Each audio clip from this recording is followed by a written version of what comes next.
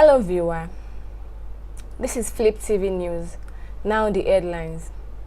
Presidency says Buhari did not order sack of AEDC management. No tax identification number, no bank account, according to 2021 finance bill. Nollywood actress shot dead in Delta State. Arabo Shula thinks it is unfair to call for his resignation despite failure to stop prison attacks. Panic as gunmen kidnap Imo traditional ruler. President Muhammadu Buhari has denied any involvement in the sack and replacement of the management of the Abuja Electricity Distribution Company, AEDC. It has been reported that President Muhammadu Buhari sacked the management of the AEDC over poor operations caused by a workers' strike.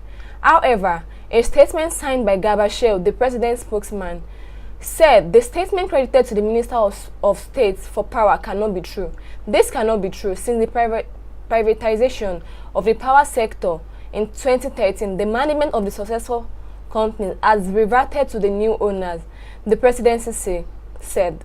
The statement said, for this reason, it is totally out of place and inconceivable that Buhari would be linked to the management of a private organization such as the AEDC, let alone sacking it.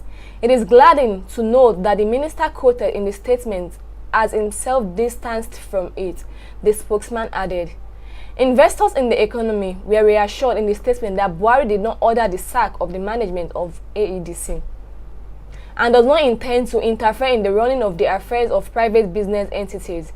However, said the president, is in support of the ongoing discussion with relevant stakeholders to resolve the issues surrounding the recent development in the AEDC. The Finance Bill 2021 has made it mandatory for commercial banks to demand tax identification numbers before an account is opened with them. It also allows banks to demand TIN from existing customers who wish to continue to operate their accounts. Plans by President Muhammadu Buhari to amend some of the tax laws into the country for improved revenue generation came to the fore Wednesday, December 8, during consideration and passage for second reading of the 2021 Finance Bill. The bill, which was received by the Senate President Tuesday, got expeditious consideration by calling first and second reading at the plenary on Wednesday. Speaking on Wednesday in his lead debate on the finance bill sent to the National Assembly by President Muhammadu Buhari, the leader of the Senate, Yahya Abdullahi, said banks will be required to request for tax identification number before opening bank accounts for individuals, while existing account holders must provide their TIN to continue operating their account. He also said the bill made electronic mails as the only channel that tax authorities would accept as a formal means of correspondence with taxpayers. He added that the proposed bill prescribed penalty for a failure to deduct tax. He said it would also apply to agents appointed for tax deduction. Abdullahi said this penalty is 10% of the tax not deducted plus interest at the prevailing monetary policy rate of the Central Bank of Nigeria. The condition attached to tax exemption on gratuities have been removed. Therefore, gratuities are unconditionally tax exempt. The duties currently performed by the Joint Tax Board as related to administering the Personal Income Tax Act will now be performed by the Federal Inland Revenue Service. This seems to be an error in the process of amendment to replace the word board as it appears in the Federal Board of Inland Revenue. It said the penalty for value-added tax late filing of returns increased to 50,000 naira for the first month and 25,000 naira for subsequent months of failure. Abdullahi said this penalty for failure to register for VAT is reviewed upward to 50,000 naira for the first month of default and 25,000 naira for each subsequent month of default. The penalty for failure to notify FIRS of change in company address to be reviewed upwards to 50,000 naira for the first month of default and 25,000 naira for each subsequent month of default. This penalty also covers failure to notify FIRS of permanent cessation of trade or business. Quite significantly, the Finance Bill seeks to introduce sweeping changes to the tax laws covering 7 different tax laws. Many of the changes are expected to have positive impacts on investment and ease of paying taxes, especially for MSMEs.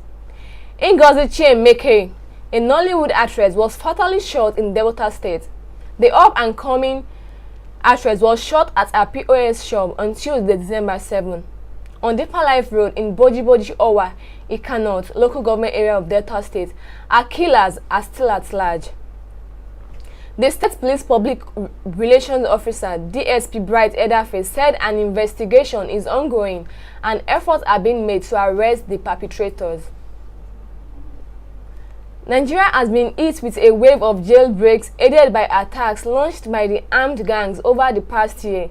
But the Minister of Interior, Rauf Aragbeshola, does not believe failure to stem the trend is enough reason to resign. Large-scale prison breaks have happened in Edo State last year and Imo, Oyo, Kogi, and Plateau this year, leading to the escape of thousands of inmates, many of them awaiting trial. Aragbeshola, a former Osun State governor, told journalists on Wednesday, December 8, that the attacks were not due to lack of preparedness on the government's part, rendering his resignation a moot point. The minister said numerous factors are aiding the attacks and that authorities are doing their best to secure facilities and put an end to the trend. He said, "We are working with all arms of government, particularly the security, to make our custodial facilities impregnable. We will not rest until that is achieved. As to whether it calls for my resignation, I still don't see any need for that." Last month's attack on the medium security custodial center in Jos, Plateau left 9 inmates and 1 security operative dead and 252 escaping the facility. Aragbeshola said weeks ago that 3,906 inmates have escaped from centers across Nigeria since last year are still at large. Gunmen numbering over 10 on Thursday morning kidnapped the traditional ruler of Mbutu Ancient Kingdom in the Abo Mbasi local government area of Imo State, Dama Nwagwe. The monarch was abducted at his palace around 2:30 a.m. A community source who chose to remain anonymous confided.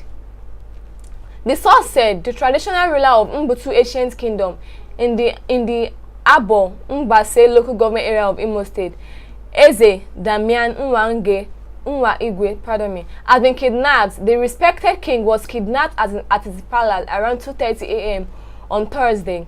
Those who kidnapped him were many. They came in vehicles and were more than 10. They barricaded his palace, shot indiscriminately until they whisked away the monarch away in an already steaming vehicle.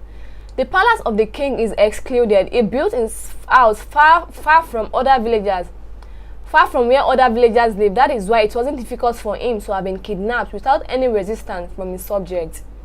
It was gathered that the kidnap of the king had caused panic in the community as villagers kept vigil from the time of the incident till dawn. For more news and updates, please stay tuned to Fliptv News.